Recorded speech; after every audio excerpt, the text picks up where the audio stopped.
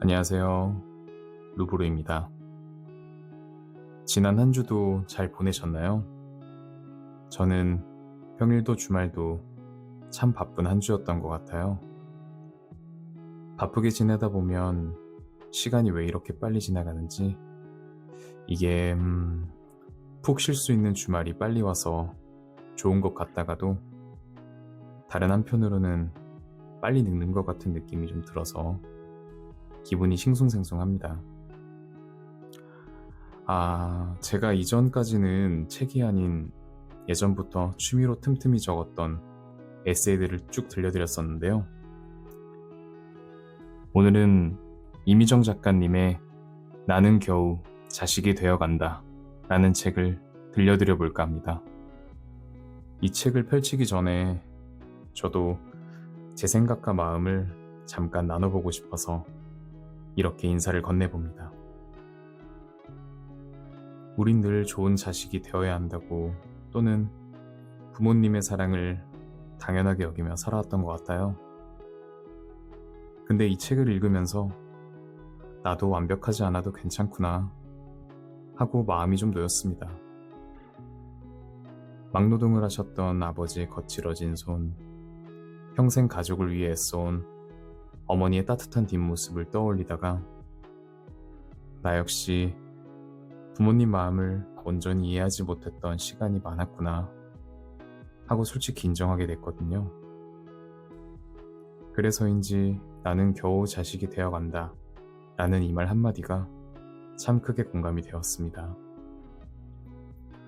혹시 여러분 중에서도 아직 자식이 되기엔 서툴다고 느낀 적 있나요? 살다 보면 누구나 힘든 순간이 오고 부모님 품이 마냥 그리운 날도 있잖아요.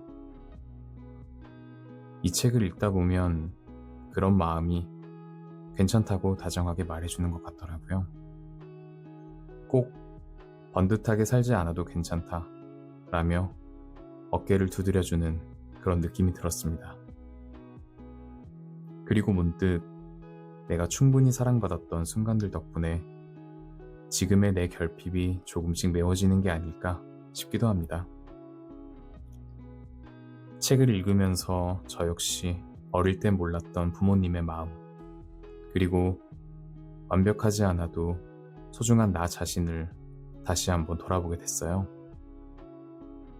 오늘 저와 함께 이 책을 이야기로 들어보시고 여러분들도 가족과 자신을 좀 더 따뜻하게 바라볼 수 있었으면 좋겠습니다.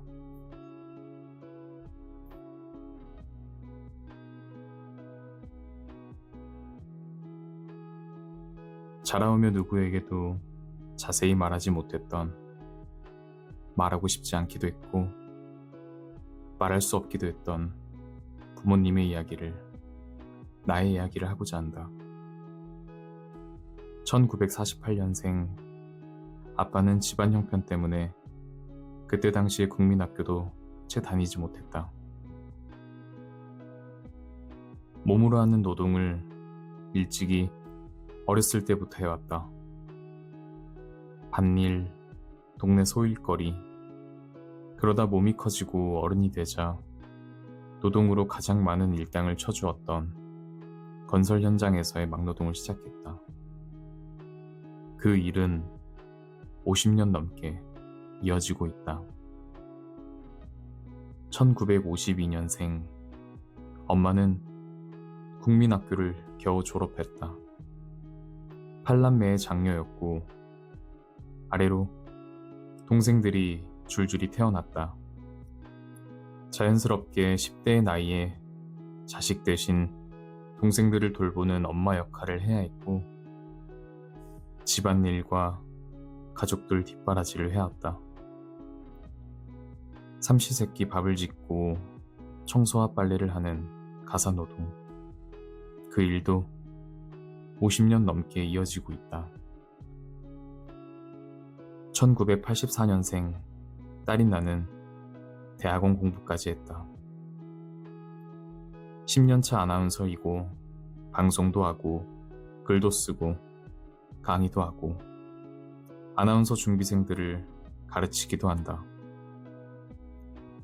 사내 아나운서로 시작해 여러 회사를 거쳐 지역 MBC에서 아나운서로 근무했다. 지금은 프리랜서 아나운서로 활동하며 내 능력치만큼의 일도 하고 돈도 벌며 잘 살고 있다. 아나운서라는 직업을 갖게 된 후 사람들은 내 직업 하나만을 보고 당연히 번듯한 집안에서 잘 자란 사람, 부모의 지원도 잘 받아 성장한 아이로 생각했다. 그 당연한 시선으로 아버지는 무슨 일을 하시냐 물어오면 건설 쪽 일을 하시는데요? 라고 운을 떼자마자 아버지는 건설사 대표나 중책을 맡은 사람이 됐고, 어느 대학을 나오셨냐 물어보면 아무 대답을 하지 않아도 아버지는 대졸자가 됐다.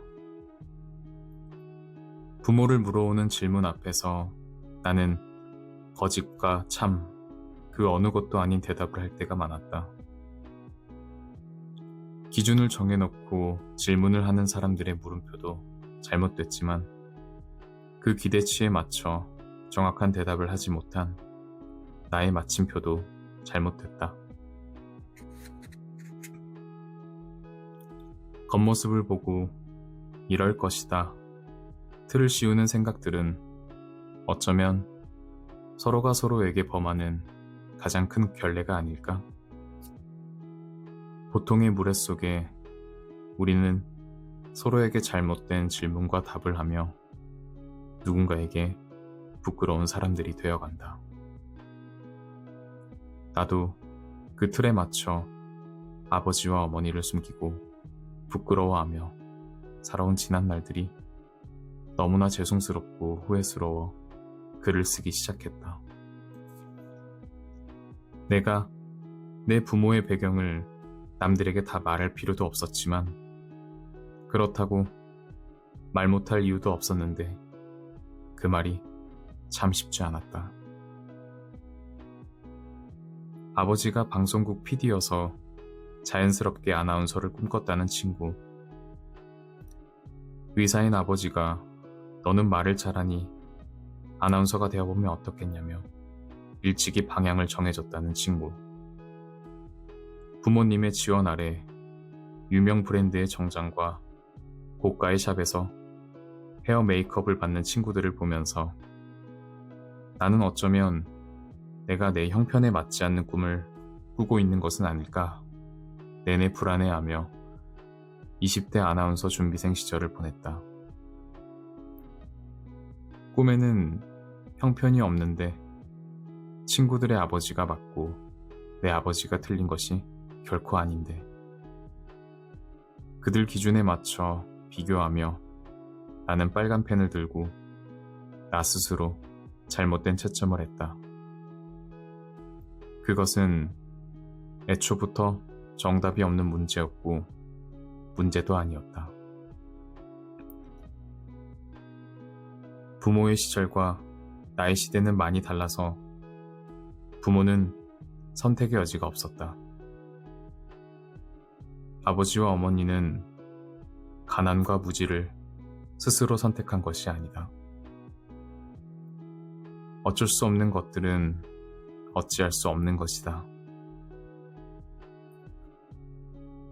그것은 누구의 잘못도 원망도 창피함도 되어서는 안 된다. 아나운서라는 직업이 대단한 일도 아니고 막노동이 변변치 않은 직업도 절대 아님을 나도 너무나 늦게 깨달았다. 나는 막노동하는 아버지 아래 잘 자란 아나운서 딸이다. 한글조차 익숙하지 않은 부모 아래서 말을 업으로 삼는 아나운서가 됐다. 내가 이렇게 잘 성장할 수 있었던 건 정직하게 노동하고 열심히 삶을 일궈낸 부모를 보고 배우며 알게 모르게 체득한 삶에 대한 경의가 있기 때문이다. 매일 새벽 4시 반에 일어나 공사장을 향하는 아버지와 가족들을 위해 묵묵히 돈을 아끼고 쌀을 씻었던 어머니를 생각하면 매 순간 나는 그것이 무엇이든 열심히 하지 않을 수 없었다. 아르바이트부터 아나운서 입사 시험까지 부모를 떠올리며 그리고 나 자신을 생각하며 골몰했다. 나의 부모가 틀리지 않았음을 내가 입증하고 싶었고 그들의 선명한 증거가 되고자 내가 할 수 있는 일과 하고 싶은 것들에 몰두했다. 나는 반드시 번듯한 자식이 되어야 했다. 나를 움직인 가장 큰 원동력도 부모였다. 나의 아버지와 어머니는 자신들이 부족한 만큼 사랑을 채워 나를 돌봐주었고 무엇이든 스스로 하는 나를 대견해 했고 묵묵히 지켜보며 응원해 주었다. 물질적 지원보다 심적 사랑과 응원이 한 아이의 인생에 있어 가장 큰 뒷받침이 된다. 나는 그것을 잘 알아 내 앞에 놓인 삶을 허투루 할 수 없었다. 여유가 없던 부모의 인생에 나는 목숨을 걸고 생을 바쳐 키워낸 딸이었다. 길거리를 걷다 공사 현장에서 노동을 하는 분들을 보면 나는 속으로 생각이 든다. 저분들에게도 번듯한 아들이 잘 자란 딸들이 있겠지? 그 자식들은 자신의 아버지를 어떻게 생각하고 있을까? 나처럼 말하지 못했을까? 내가 했던 것처럼 부모를 감추었을까? 그러지 않아도 된다는 것을 내가 증명하고 싶다. 평생 막노동과 가사노동을 하며 키운 딸이 아나운서가 되어 그들의 삶을 말과 글로 옮긴다. 나와 비슷한 누군가의 생도 인정받고 위로받길 바란다. 무엇보다 나의 아버지와 어머니가 우리 모두의 부모가 존중받길 바란다. 기적은 다른 것이 아니었다. 나를 키워낸 부모의 생, 그 자체가 기적이었다.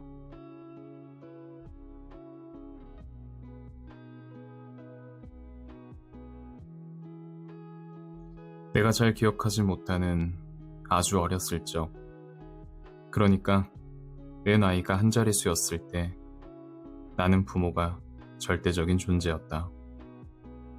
나에게 밥을 주고 옷을 입혀주고 어디를 가거나 무언가를 할 때도 나를 안고 내 손을 잡고 모든 것을 함께 해주는 부모는 그 자체만으로도 충만했다. 유치원 소풍날 엄마가 나를 위해 싸준 도시락과 친구들의 도시락을 함께 펼쳐놓고 다 같이 맛있게 먹었고 재롱잔치날 날 보러 와준 엄마와 함께 온 친구들의 엄마는 똑같이 행복한 엄마였다. 시간이 지나고 초등학생이 된 후, 그러니까 내 나이가 처음 두 자릿수가 되었을 때 나는 점점 부모가 상대적인 존재임을 느끼게 되었다. 나에게 해주는 밥과 입혀주는 옷, 데리고 가는 곳들이 친구들의 것과 다르다는 것을 조금씩 알게 되었다. 친구의 생일 파티날, 예쁜 가구들로 꾸며진 친구의 방과 넓은 거실에 차려져 있던 생일상이 너무나 낯설었다. 나는 없고 친구들은 있는 게 많았다. 하지만 그것이 슬프지는 않았다. 조금 질투가 났을 뿐. 우리 아빠와 친구들의 아빠는 여전히 그리고 똑같이 든든한 아빠였다. 조금 더 자라 교복을 입는 학생이 됐을 때 나에게 부모는 미운 존재가 되었다. 내가 해달라는 것과 사달라는 것을 해줄 수가 없다는 것을 인지했다. 나는 하고 싶은 것도 많고 꿈도 높아져 가는데 부모님은 점점 할 수 있는 것이 줄고 겉모습도 낮아졌다. 하지만 그것이 좌절은 아니었다. 오히려 동기가 되었다. 성공해야지, 돈도 많이 벌어야지, 빨리 어른이 되어야지. 다만 그때부터 점점 우리 부모님과 친구들의 부모님은 같아 보이지 않았다. 나이를 먹고 사회생활을 시작했을 때 나는 부모를 감추는 존재가 되었다. 곳곳에서 부와 학벌의 대물림을 마주했다. 내가 다니는 대학교와 직장에는 나와 비슷한 환경의 친구나 동기들은 잘 없어 보였다. 가로로 된 사회에서 세로로 뛰어오른 나는 내가 만나는 사람들과 소속되어 있는 조직 속에서 동떨어져 있는 기분이 자주 들었다. 다시 애써 옆으로 넓히려 거짓말도 하고 꾸미기도 하고 감추기도 했다. 자발적 배경 셌다. 모두가 예스라고 할 때 노라고 대답하는 건 용기라 했던가? 나는 드러내는 용기보다 숨기는 비겁을 선택했다.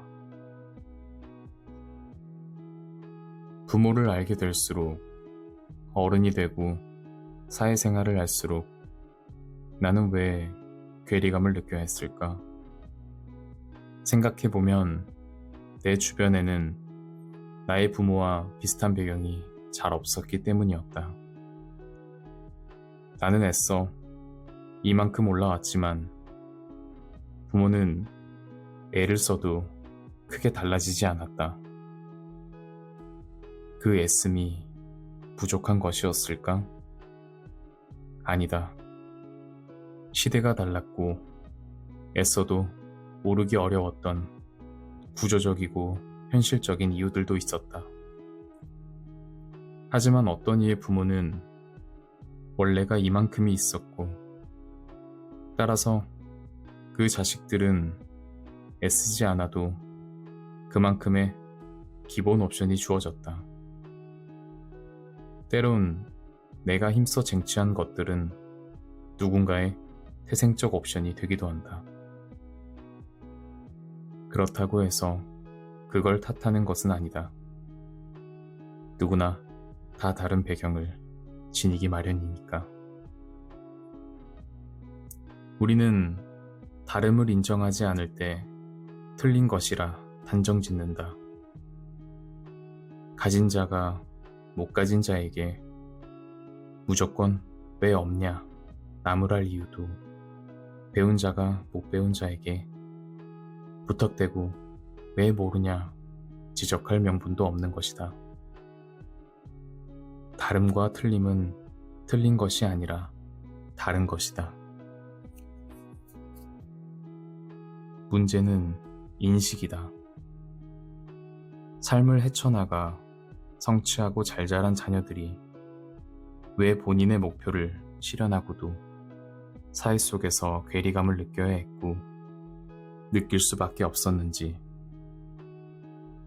자본과 학벌의 영역에서 한 계단 한 계단 세로로 올라온 자식들이 왜 성취감이 아닌 박탈감을 느껴야 했는지, 누군가의 잘못이라기보다 은연중에 스며있는 가로로 된 그 인식에 대한 인식을 바꾸기 위한 이야기들이 쓰여져야 하고 말해져야 한다는 생각이 든다.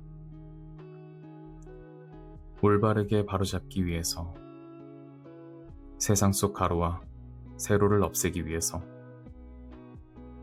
이야기가 다양할수록 생각도 여러 가지가 될 수 있다.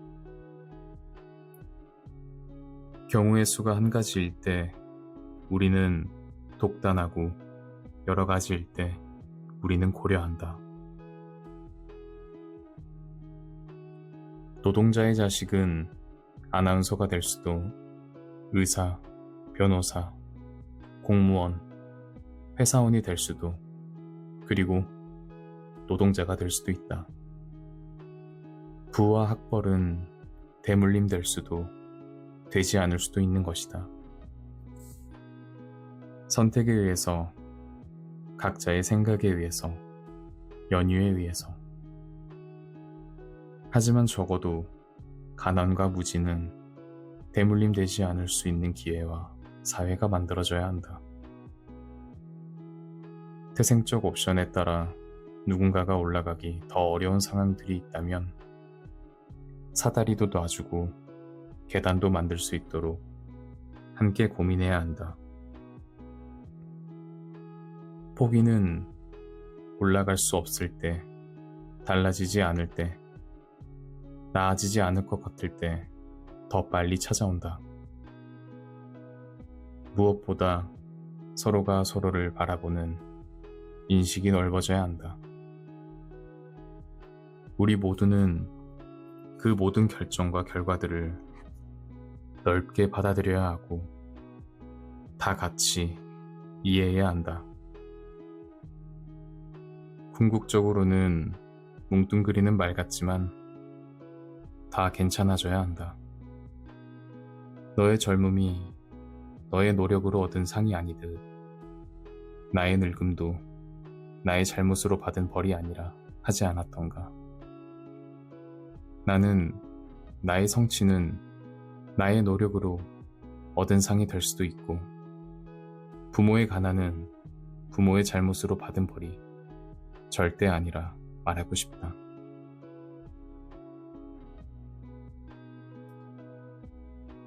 나는 오랫동안 아빠의 직업을 부끄러워하며 살았다. 아빠는 그저 평생 누구보다 성실히 노동을 했을 뿐인데 못난 딸은 그 노동을 창피해하며 자랐다. 사람들은 그 노동 앞에 막이라는 단어를 붙여 불렀다. 막노동. 나는 그 단어가 너무 싫었다. 취업 준비생 시절 수백 장의 이력서를 쓰며 나는 자기소개서에 수십 줄을 채우는 것보다 가족관계란에 아빠의 직업 한 칸을 채우는 일이 가장 어려웠다. 뭐라고 써야 할까? 건설 근로자, 일용직, 노동자, 아빠의 일을 형용하는 그 단어들을 나는 차마 쓰지 못했다. 망설여지는 고민들과 부끄러워했던 못난 생각 사이 아빠의 직업은 그냥 회사원으로 써질 때도 건설사 대표로 둔갑될 때도 또 어떤 날은 자영업이라 채워진 날도 있었다. 이력서를 쓸 때마다 나는 그 네모칸을 도려내 휴지통에 버리고 싶었다. 초등학교 때 부모님 직장 체험 시간이 있었다. 아빠 직장에 찾아가 하루 경험을 하고 사진도 찍고 글로 써서 느낀 점을 발표해야 하는 체험 숙제였다. 그 숙제를 받고 나는 한참을 망설이다 결국 친구에게 부탁해 아빠를 대신해 은행에 다니셨던 친구 아빠의 직장에 찾아가 숙제를 마쳤다. 다음날 숙제 발표 시간, 선생님이 나를 시키면 어떡하나 조마조마했다. 왜 아빠 직장에 가지 않았냐 물어보면 뭐라고 해야 되나. 가슴 졸였다. 숙제를 하고도 숙제를 하지 않은 아이처럼 주눅 들어 있었다. 그때 나는 초등학교 3학년. 10살의 어린 나이에도 막노동이라 불렸던 아빠의 직업이 다른 아빠들과 무언가 다르다 인지했나 보다. 아빠는 지금까지도 모른다. 나에게 그런 과제가 있었는지를. 내가 그 숙제를 어떻게 했는지를. 설령 내가 그때 말씀드렸다 해도 아빠의 직장에 갈 수는 없었을 것이다. 나는 알았다. 아빠는 직장이 아닌 현장으로 출근하는 사람이었다. 새벽 첫 차를 타고 공사장에 나가 배당을 기다리고 연장과 자재를 이고 지고 계단을 오르내려야 했을 그 일을 어린 딸도 아빠도 체험으로라도 함께 할 수는 없었을 것이다.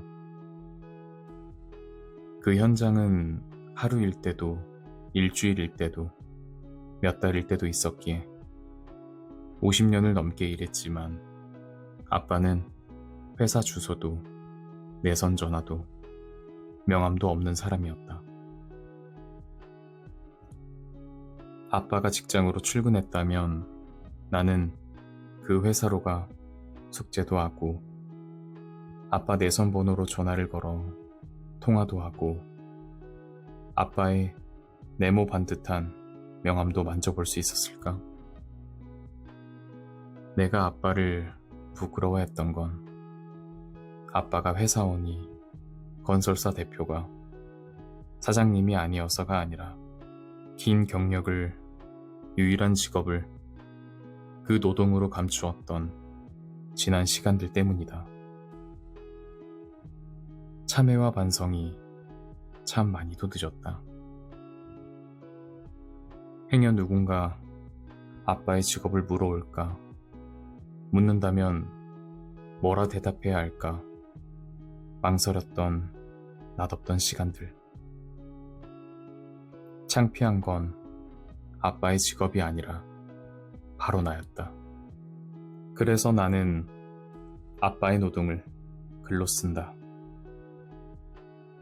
50년치 밀려있던 인정과 존중을 늦게나마 채우기 위해서 아빠의 일을 그리고 삶을 기록한다. 나의 글은 아빠의 이력서가 된다. 먼저 20대에 도려냈던 아빠의 직업란을 다시 붙여 꾹꾹 눌러 적는다. 건설 노동자. 그리고 다음 페이지에는 아빠의 노동과 삶을 아빠를 대신해 깊게 써내려간다.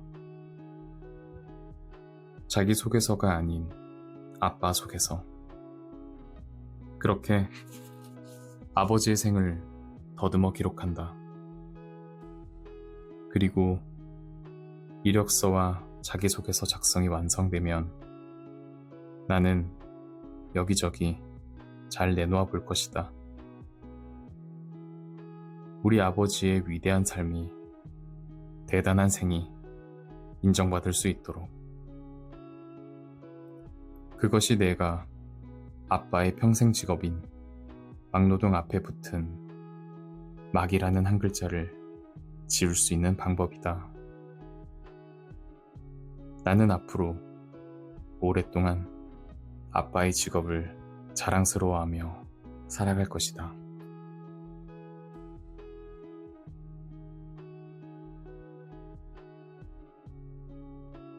돌이켜보면 나를 포장하는 건 아무래도 쉬웠다. 드러내는 것이 어려웠지. 있는 척, 잘난 척, 고매한 척. 아무렴 간단했다. 입고 있는 옷으로, 말로, 표정으로 할 수 있었다. 옷은 사면 됐고, 말은 그럴듯하게 내뱉으면 됐고, 표정은 의식해 지으면 됐다. 다시 의식해 지으면 되었다. 한때 내가 나를 쥐어내며 그것이 나인 것처럼 가식했던 시간들이 있었다. 하지만 예쁘게 포장할수록 속은 비었다. 계속 포장지만 덧대어지는 나는 꽁꽁 쌓여 안에 들어있던 내용물을 꺼내기가 점점 힘들었다. 웃고 떠들고 겉마음은 잘 드러냈지만 아프고 침묵하고 속마음은 감추었다. 물건이 아닌 마음 포장. 나는 나의 포장이 거추장스러웠다. 나에게는 사정이 있었고 처지가 있었고 곡절이 있었다. 많이 그리고 가득 마음 깊은 곳에 있었다.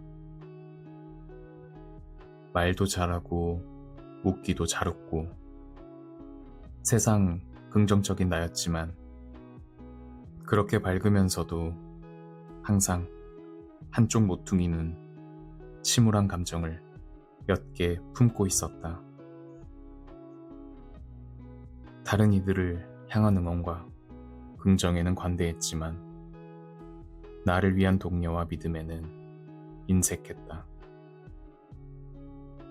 성격상 좋고 즐거운 일은 잘 나누었고 힘들고 슬픈 일은 혼자 감당했다. 내가 봐도 그 성격은 참 미련하고 답답했다. 그렇게 점점 내가 내 굴 속으로 파고들었다. 가장 큰 원인은 배경이었다. 때때로 누군가는 나를 알면 내 배경도 함께 알고 싶어 했는데 나는 그게 참 부담스러웠다. 내가 어찌할 수 있는 영역에 대해서는 감당할 수 있고 극복할 수 있지만 어찌할 수 없는 영역에 대해서는 기운이 빠졌다. 어쩌란 말인가. 내가 정말 어쩔 수 없는 것인데 어쩌란 말인가. 근데 한 번씩 사람들은 그 영역을 건드렸다. 가끔씩 축 가라앉았다. 입사 면접에서의 압박 질문도 나를 물어오는 어떤 물음도 나는 당황하지 않고 잘 대답했다. 나에 대해 묻는 거니까 준비해 답할 수 있었다. 그런데 나의 아버지, 나의 어머니를 궁금해하는 질문 앞에서는 신문처럼 느껴졌다. 변명을 찾기에 급급했고 둘러대기에 바빴다. 허둥지둥 맥락이 없는 대답은 허공에 날려 흩어졌다. 부정할 수 없는 부정이고 모의할 수 없는 모성인데 그 정과 본능 앞에서 나는 많이 나약했다. 고백하건대 나는 참 미약한 자식이었다. 나는 어째서 내 부모를 내 사정이라 생각하고 내 부모의 배경이 나의 배경의 전부인 것처럼 협소했나. 부모에 대해 어떤 이가 묻고 누군가가 재단하면 나는 불안해했다. 올바로 대답하지 못했고 힘주어 바로잡지 못했다. 과거의 나도 잘못된 인식에 어느 정도는 동조했으니까. 나는 그때 나의 동의가 부끄럽다. 모든 경계에는 꽃이 핀다는 한민복 시인의 시구를 떠올린다. 나는 과연 그 경계를 지났나? 나는 내 삶을, 생각을, 마음을 올바르게 구분지었나? 적어도 이제 조금은 그렇다고 대답할 수 있을 것 같다. 쓰며 정리했고 읽으며 인정했다. 그리고 지금의 나는 스위치 전환을 할 줄 아는 어른이 아니던가. 뭘 끄고 뭘 켜야 하는지는 구분할 줄 알게 되었다. 과거에 내가 가졌던 잘못된 생각들, 나조차 부끄러워했던 인식에 대한 물음 앞에서 반성한다. 그래서 나는 글로 나를 설명하고 말로 나를 증명하고자 한다. 제일 예쁜 포장은 내용물이 잘 보이게 최소한의 장식으로 드러내는 것이 아닐까? 내가 누군가를 마주하고 관계 맺을 때 상대방에게 잘 보이고 싶은 마음과 있는 그대로를 보이고 싶은 마음은 동시에 들기도 한다. 멋지게 꾸미고 싶기도 진솔하게 대화하고 싶기도 하니까. 선택은 나의 몫. 상대에 따라, 상황에 따라 잘 끄고 잘 켜면 된다. 중요한 것은 거짓과 거추장스러운 포장을 하지 않는 것이고, 드러낸 마음과 생각들을 서로 인정하고 존중해주는 것이다. 솔직하게 드러내는 삶, 마음을 보여주는 관계, 나를 해체하기. 쉽지 않지만 앞으로의 연분들 속에서는 그렇게 마주하고 싶다. 내 안에 한 경계를 잘 지나고 나면 꽃이 핀다고 믿으니까. 나는 쓰고 말하며 피어날 것이다.